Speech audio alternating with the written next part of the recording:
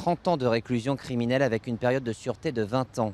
Après plus de 5 heures de délibéré, la Cour a rendu son verdict. Conforme aux réquisitions du parquet et identique à la condamnation en première instance. À l'énoncé de sa peine, Jimmy Étancelin a eu un regard furtif vers la salle, vers son unique sœur, une jeune femme qui n'est jamais venue le voir, en détention depuis plus de 5 ans. Un échange perçu par l'avocate de l'ancien menuisier qui espère que des liens vont se renouer.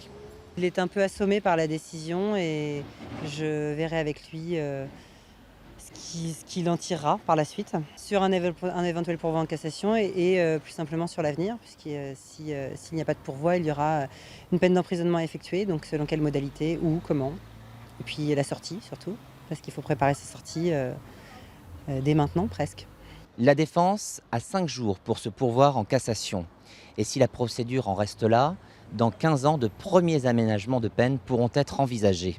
Pour l'avocat des parties civiles, ce jugement marque la fin d'une épreuve pour ses clients, les 3 enfants du couple.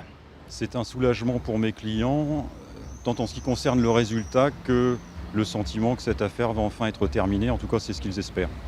Leur souhait est véritablement de mettre définitivement un terme à cette affaire, de tourner la page et de passer à autre chose. Et c'est en cela qu'effectivement, cette confirmation et cette condamnation qui normalement va devenir définitive une fois que le délai de pourvoi en cassation de 5 jours sera passé, est une étape très importante pour eux.